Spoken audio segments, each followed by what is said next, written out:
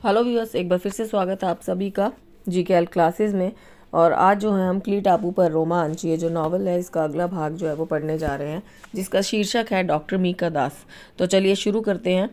क्ली टापू की यात्रा बेहद रोमांचक थी। हालांकि उड़ान का अनुभव तीनों ने ले रखा था, फिर भी जब उनका विमान नीले सागर के ऊपर से थोड़ी कम ऊंचाई पर एक अंधेरे क्षेत्र, जिन्हें वे क्ली टापू के रूप में जानते थे, की ओर उड़ रहा था, तो वे खुद को रोमांचित होने से नहीं रोक सके।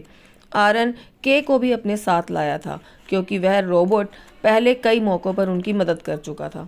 क्ली टापू आकार में छोटा था और वहाँ उंगलियों पर गिने जाने लायक लोग ही रहते थे। सारे अमीर रहते थे, जो भीड़ से अलग एकांत जीवन पसंद करते थे। वहाँ कुछ होटल थे, जिनमें से एक में बच्चों ने एक कमरा किराए पर ले लिया। वे वहाँ रुके, सामान रखा और नहाने धोने के बाद डॉक्टर मीका दास से मिलने के लिए तैयार हो गए। इस छोटे से टापू पर ठंड बहुत ज़्यादा नहीं थी, मंद हवा बह रही थी, सो बच्चों को अपने साथ लाए गर्म सूट की ज़रूरत नहीं पड़ी। इसलिए सब राहत की सांस ले रहे थे।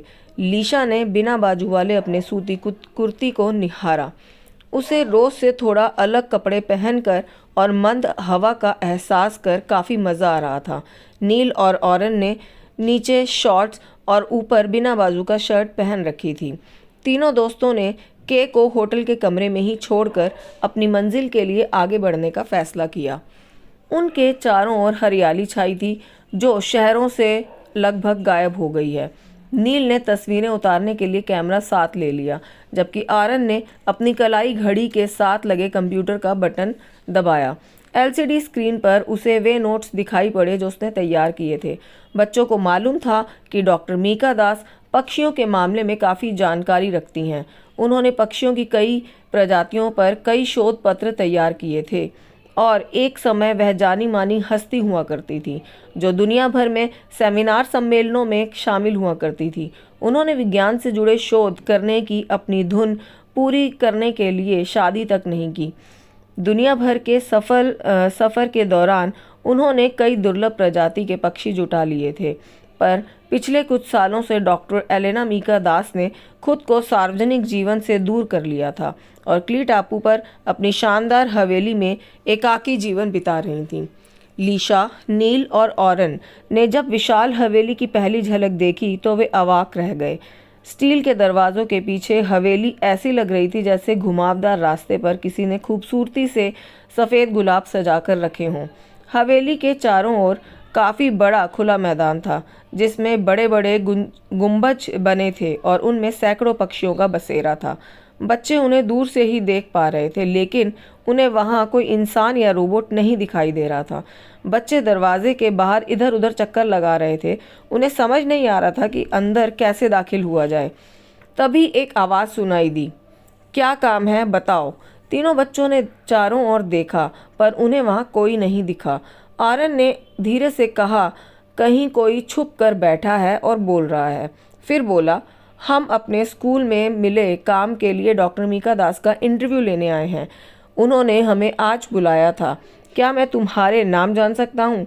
लीशा, नील और आरन। करीब 1 मिनट के बाद बिना किसी आवाज़ के दरवाज़ा खुल गया और आवाज़ आई, डॉक्टर एलेना मीका दास के घर में स्वागत है। डॉक्टर मीका दास उन्हें ग्रीन रूम में मिलेंगी। अनुमान के मुताबिक ग्रीन रूम हरे रंग से आँखों को सुकून देने वाले अंदाज में सजा था। बच्चों ने गौर किया कि यहाँ शहरों की तरह धातुओं का इस्तेमाल ना के बराबर था। वे कमरे में दाखिल हुए तो देखा कि एक मेज़ के पीछे एक बूढ़ी महिला बैठी हैं। उन्होंने दोनों हाथ जोड़ते हुए कहा, नमस्ते, मैं हूँ डॉक्टर एलेना मीका दास। क्या तुम सब सेलेरिया स्टेट स्कूल के बच्चे हो? तीनों बच्चों ने नमस्ते का जवाब दिया। बच्चे मेज़ के सामने बिछी चटाई पर बैठे। उनकी ओर से लीशा ने कहा, डॉक्टर मीका दास नमस्ते, आपसे मिलकर हमें बड़ा अच्छा लगा है। मैं लीशा हूँ, यह है मेरा दोस्त आरन और यह भाई नील है। डॉक्टर एलेना मीका दास ने पीला मटमैला रंग का कपड़ा पहन रखा था और उनके सफ़ेद बाल काफ़ी छोटे कटे थे। क्योंकि अपना चेहरा सख्त करते हुए कहा, तुम मुझे एलेना कह सकते हो। अब कृपा करके ये बताओ कि तुम क्या जानना चाहते हो, पर ध्यान रहे अपनी बात कम शब्दों में ही कहना, मेरे पास बहुत कम वक्त है। आर्यन ने कुछ पक्षियों के बारे में सवाल पूछकर शुरुआत की।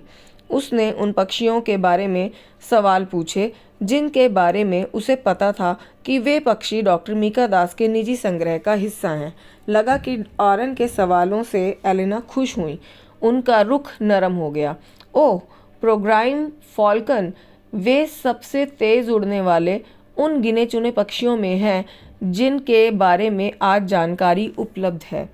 मेरी निजी संग्रह में ये पक्षी हैं। सच तो यह है कि इस प्रजाति के कुछ आखिरी पक्षियों में से एक हैं। नील की ओर से सवाल आया, क्या हम उन्हें एक बार देख सकते हैं? डॉक्टर मीका, मेरा मतलब है एलेना। हाँ, क्यों नहीं। मुझसे सवाल जवाब के बाद तुम तीनों उधर चलना और उनकी कुछ तस्वीरें भी ले लेना। ये पक्षी तुम्हें धरती पर कहीं और देखने को नहीं मिलेंगे। ऑरन बीच में बोल पड़ा, पर एलेना, इसी से जुड़ा है मेरा सबसे अहम सवाल। आखिर धरती से पक्षी लगभग गायब क्यों हो रहे हैं? सरकार कुछ प्रजातियों को बचाने की कोशिश क्यों नहीं करती? आर्यन के सवाल का जवाब देते हुए डॉक्टर मीका दास के चेहरे पर दुख और चिंता की लकीरें साफ देखी जा सकती थीं। तुम्हें मालूम होना चाहिए कि 2030 के बाद धरती पर शहरों का विस्तार शुरू हुआ और पक्षियों की संख्या धीरे धीरे कम होने लगी। कारण यह रहा कि शहरी इलाकों में पक्षियों को खाने के लिए नहीं मिल रहा है। उसके बाद बर्ड फ्लू आया। दसियों लाख पक्षी एक साथ इस बीमारी के भेंट चढ़ गए। इसके अलावा हम बढ़ती आबादी के लिए मकान की ज़रूरत पूरी करने के लिए ज़्यादा से ज़्यादा पेड़ काटते रहे। इस तरह धीरे धीरे जंगल कम होते गए। धरती पर इतनी गर्मी हो गई कि पक्षियों के लिए जीना मुश्किल होने लगा। सच तो यह है कि बहुत कम प्रजातियां बच पाईं और इनमें से भी ज़्यादातर उन इलाकों में हैं जहां कुदरती तरीके से वातावरण को नियंत्रण कर रखा गया है। हम विज्ञानी का जवाब सुनकर बच्चे हैरान थे। आर्यन ने कहा, और सरकार क्या करती रही? उसकी ओर से खूबसूरत जीव जंतुओं को बचाने की चिंता क्यों नहीं जताई गई? सरकार को अपनी सैन्य ताकत बरकरार रखने के लिए विस्तार योजनाओं पर काम करते रहना होगा और कई अहम परियोजनाओं के लिए उसे संसाधनों की भी ज़रूरत पड़ती रहेगी। लीशा को अपने कानों पर यकीन नहीं हुआ। वह बरस पड़ी। पर एलेना, जो भी हो, पक्षियों और जानवरों को बचाए रखना निश्चित रूप से सरकार की प्राथमिकता में होना चाहिए। धरती का मतलब यह नहीं है कि यहाँ बस इमारतों, सड़कों, पुलों और फ्लाईओवर की भरमार हो। जिस चीज़ पर धरती कंक्रीट के जंगल में तब्दील हो चुकी है, हमें इस हाल से नहीं होना चाहिए था। बस अब आखिरी सवाल। लीशा की भड़ास के बीच डॉक्टर एलेना मीका दास ने अपनी गंभीर आवाज़ से कहा। आर्यन बोल पड़ा, जब आप नहीं होंगी तब आपके इन पक्षियों का क्या होगा जिन्हें आपने सहेज कर बचा कर रखा है? उन्हें सरकार ले लेगी। और अब अगर तुम बगल के इस दरवाजे से आओ तो मैं तुम्हें पक्षियों का अपना संग्रह दिखाऊं। बच्चों ने विशाल गुंबज की एक झलक तो दरवाजे पर ही देख ही ली थी। यहाँ कई पक्षी पेड़ों पर बैठे हुए और एक डाल से दूसरी डाल पर उड़ फुदक रहे थे। कई दुर्लभ पक्षियों को करीब से देखने के रोमांच से बच्चे उत्साहित थे। एलेना बच्चों से टकरा सी गई। वे पीछे हट गए और एलेना बगल वाले दरवाजे के पास पहुंची। वह जब भी बच्चों के काफ़ी करीब थी। वह बाहर निकली और बच्चों को अपने पीछे आने के लिए कहा। अचानक एक मशीनी आवाज़ आई। डॉक्टर मीका दास, साक्षात्कार खत्म हुआ। मेहमान अब जा सकते हैं। बच्चे भौचक थे। उन्होंने पलटकर देखा। ग्रीन रूम के एक दूसरे दरवाजे से बड़ा सा रोबोट बाहर आया था। काले पतले इस रोबोट की चमकीली लाल आंखें थीं और इसका मशीनी हाथ एलेना की ओर बढ़ रहा था। एलेना भी रुक गई थी। जब वह घूम रही थी तब तीनों दोस्तों ने उनके हाव भाव में नाटकीय बदलाव महसूस किया था। उनकी आंखों में डर था। वह तेज़ी से एक बार फिर कमरे में दाखिल हो रही थीं। हाँ, तुम बाहर क्यों जा रहे हो? तुम्हें मालूम होना चाहिए कि मेहमानों को बगीचे में जाने की इजाज़त नहीं है, वह कांपती आवाज़ में बोली। तीनों दोस्त चुपचाप एक दूसरे को देख रहे थे। वे अच्छी तरह समझ रहे थे कि डॉक्टर मीका दास अपनी बात से पीछे हट रही हैं, पर कह नहीं पा रहे थे। नील चिल्लाया, क्या हुआ? क्या मैंने सही सुना है? पक्षियों की तस्वीरें लेने के लिए एलेना ने ही हमें बुलाया था। लीशा भी गुस्सा आ गई थी। इतनी बड़ी विज्ञानी अपनी बात से पलट रही हैं। आरन ने कहा, शांत हो जाओ, यह एक पहेली है। क्या तुमने देखा नहीं है कि वह रोबोट से डरी थी, इसलिए उनका मन बदल गया। लीशा कुछ सोचते हुए बोली, हाँ ये सही बात है, पर तुम्हें ऐसा क्यों लग रहा था कि वह इतनी डरी हुई थी? नील ने कहा, मुझे लगता है कि किसी न किसी रूप में वह रोबोट उन पर हावी है। वे तीनों होटल पहुंच गए थे। नील बोला, मैं तो यही कहूँगा कि यहाँ आना बेकार हो गया, हमें कुछ नहीं मिला। तीनों दोस्त लीशा के कमरे में उसके बिस्तर पर बैठ गए। आरन के कमरे से के भी आ गया और उनके साथ बैठक में शामिल हो गया। नील ने समझाया, अब उदासी ढोने का कोई फ़ायदा नहीं, चलो यहाँ का मशहूर ताड़ का जूस पीते हैं। बाकी दोनों ने भी एक साथ कहा, हाँ चलो।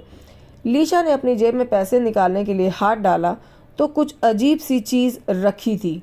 अरे ये क्या है, कहाँ से आया? लीशा अजीब उलझन में थी। हर कोई देखकर चौंक रहा था और लीशा की हथेली में रखी छोटी सी गोल काली चीज़ के बारे में ही पूछ रहा था। आरन ने काफ़ी उत्साह में आकर उसे अपनी हथेली में लिया और बोला, मुझे इसे देखने लेने दो। भाई साहब दोनों आरन की उम्मीद भरी नज़रों से देख रहे थे।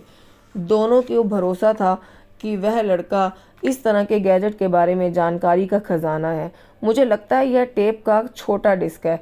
बाजार में नया प्लेयर आ चुका है जिसके ज़रिए हम इस डिस्क को चलाकर देख सकते हैं।